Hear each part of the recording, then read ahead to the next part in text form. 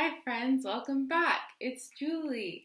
I'm an astrological counselor, and I just made a 15-minute stream of consciousness on Aquarius Uranus energy, and it was really fun. So, I might just go through all the signs. Right now, I'm going to do Scorpio. Okay, let's see what comes up. 15-minute stream of consciousness on Scorpio. First thing that's coming to mind is the scorpion. The Scorpio archetype has three um, animals, three symbols. The scorpion, who can sting himself to death, the snake, who can shed his skin and Kundalini style rise up our spine, the phoenix, who then rises from the ashes and flies above it all. The scorpion, let's go into each of these a little bit.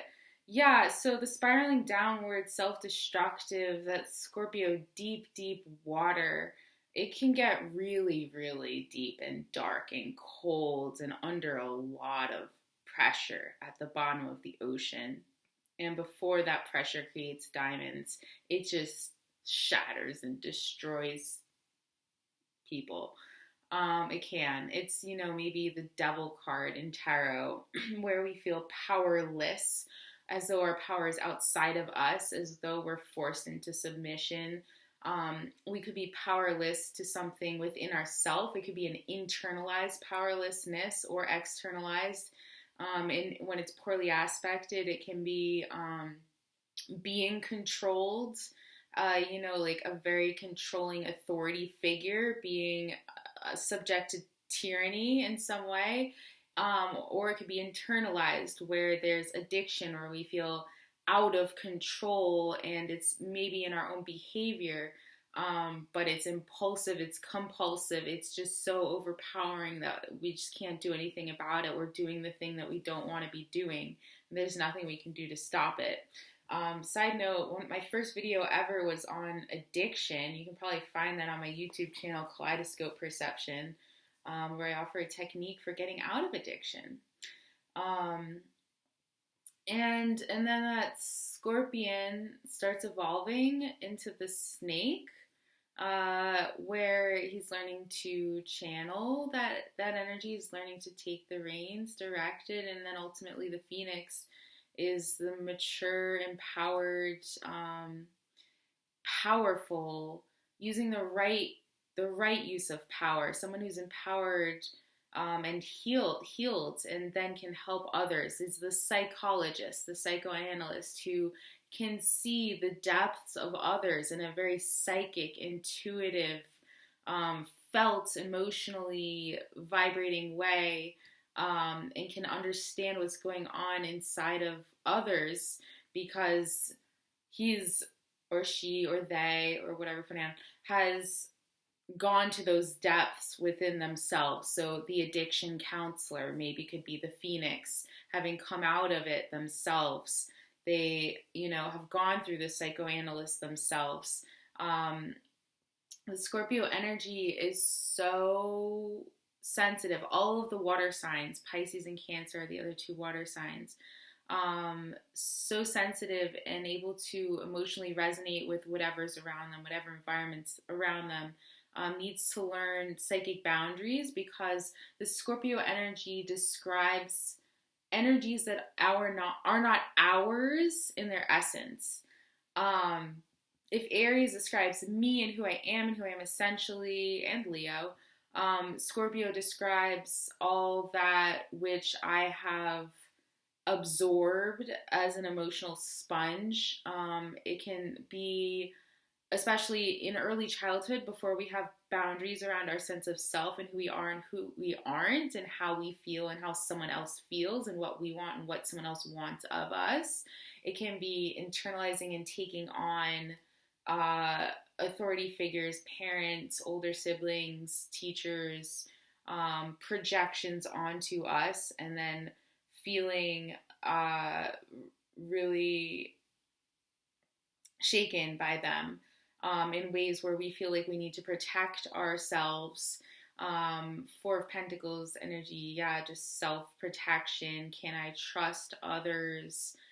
Given the way I was treated, given these experiences I've had, It's very much disillusioned. It's very much ruled by Pluto. Pluto, the farthest out little slow moving observer of all of the inner planets. It has this keen sensitivity because it's just like moving so slowly, so minutely. It can pick up on all the subtleties of what's going on in a situation before it can understand them as a child. It can feel them firsthand directly in a raw, unbuffered way. And so, yeah, that effort, it was something I was about to say, I forgot. But that effort for, yeah, can I trust myself, the world, my environment, wanting to be in a position of power. Oh, yeah, Pluto, yeah. So Pluto, I keep forgetting what I'm going to say. It's interesting. But Pluto, the farthest out planet, is very deep, is very profound, is very, I consider the inner planets, the sun, moon, Mercury, Venus, Mars, to be like describing the human personal ego identity, and then the outer planets, like the farther out you go, the more power the planet has over all that is within its orbit. That's not the right word. It's all within the inner orbit to the sun. And with Pluto, the farthest out, it's powerful. It's about power. P for power, and power dynamics and subtle manipulations, because I want to feel safe, I want to feel comfortable, I want to feel in control, I want to feel like I have something that someone else wants so that I can get what I need. Very subtle, very able to penetrate into another person's psyche and read them and be able to give them what they want from you. And maybe and that doesn't have to be like a slippery thing. I think we all do that subtly all the time. Perhaps okay, what else about Scorpio and Pluto? Yeah, the psychoanalyst, because it's wanting to understand, it's wanting to go deep. It's not superficial at all. It's not, the sun or Libra. It's not like necessarily happy-go-lucky. It's like we need to get to the bottom of the ocean before we can get to the top. It's blunt, it's raw, it's exposing, it's surgery, it's cutting open the surface level to go deeper. It doesn't mind going through the blood and guts. And it's also, in terms of merging energies, it's where we get into energy exchanges with others. It's all about exchange. So this is where like the power dynamics can come in, or manipulation can come in. It's sort of like if Taurus, which is the opposite of Scorpio, if Taurus is things I earned for myself, my own self-reliance, my own feeling of security because I'm competent, Scorpio is things that I receive from others. And in the Scorpionic energy exchanges, this, like someone with a lot of Scorpio energy can find themselves in a lot of like legal contracts or other types of like situations where they're needing to be tied to someone else in order to get something that they need or for whatever reason. So Scorpio rules things like sex, we're energetically merging together, marriage, the contract, legal contract. So for example, if I'm renting from someone else, they own it. That's the Taurus energy. I'm renting. So I'm making use of something that someone else owns, and then we're in a contract together where we're both getting something that we need from one another. So of course, in its glory, it's a great situation. We're both taking care of each other's needs. It's a mutual reciprocation where we're feeding each other. It's symbiotic. But of course, in the shadow, that can be codependent, where what happens, like the first thing that came to mind after I said the word codependent is like a sort of like selling your body kind of a thing, where like what happens when I need something and I don't have the resources to get what I need, and this other person who has more power than I do to get things that I need, what can I possibly give to them to get what I need. Feelings of, yeah, that's where like the question of power comes in. How empowered do I feel to get what I need? And who am I giving power to in order to feed me, in order to have me receive what I need? So yeah, it's kind of like the dark side of the zodiac. I mean, it doesn't have to be all dark though. It's profound, it's deep, it's truth. It wants to get to the heart of a situation and expose it. It's not going to take things at face value. The Scorpio energy might be told something by someone in authority. It might be told something by a doctor. It might be given a diagnosis and a prescription, but then it wants to understand, well, why? What's up with that? Like, why am I having these symptoms, instead of just giving me these pills to mask it so that I can go to the party? Like, I want to get to the bottom of this situation. I'm willing to go there. I'm willing to do my own research and pry at the truth. I want to know the truth of this situation. I'm willing to do what it takes, and I'm willing to keep my eyes open as I swim through the salty, deep waters.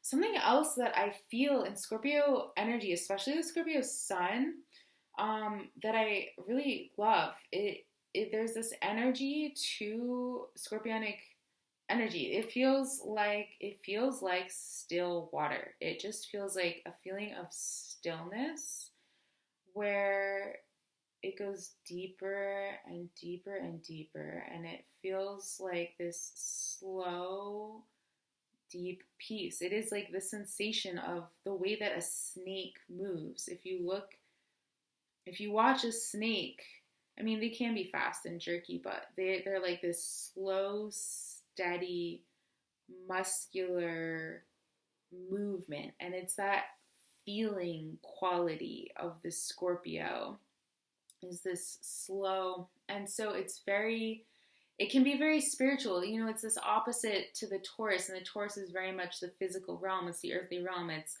food, eating, digestion, just simple pleasures. And opposing that, we have the Scorpio, the transcendent. I've seen the Scorpio energy able to be very austere and really set aside any Taurus physical needs. That many things that much of the zodiac would consider a need. The Scorpio energy is very willing to set those things aside for its spiritual path, to seek what is beyond the mundane, what is beyond the physical. And there's a sort of fearlessness that I've seen with the Scorpio energy, because it's just willing to go there. It just wants to know what's real. It's just interested in what's real. It's not interested in illusions or fears that are going to distract it from the pursuit of whatever its spiritual path is. Very much in tune with the spirit. And here too, there's like almost a balancing beam of like sanity, which could go for any sign really, but I'd say like with the Scorpio, there can be like a paranoia, a mistrust, and a snapping and a lashing out. Its traditional ruler is Mars, so it has that kind of fiery projection to it, like a venomous creature. You know, I mean, maybe the scorpion starts by stinging itself. The snake, and maybe that's, you know, you could see it as like the shame and then the blame as being the higher emotion, but still it's not in clear light, because that snake will lash out and project that energy out. Instead of self-destructing, it'll lash out. But there's something else I was going to say about that, about the spiritual quality. I mean, the snake's also Kundalini. Gosh, I don't remember.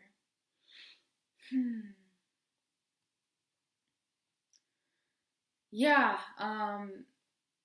and I don't remember. And gosh, we're already at 14 and a half minutes. Well, okay, let's see. Anything else about Scorpio?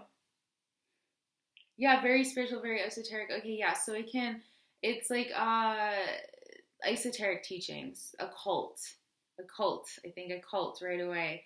any kind of, yeah, like using oracles. I see Scorpio a lot as like oracle reader, because it's able to just like feel into things, just like feel into the deeper levels of things.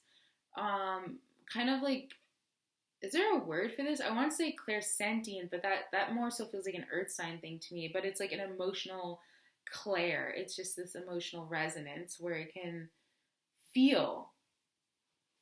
And yeah, so that's a 15-minute stream of consciousness on Scorpio, the Scorpio archetype, and Pluto, based on some observations I've had. And so if you're interested in a reading, I offer a natal chart, astro relocation, astrocartography, synastry readings.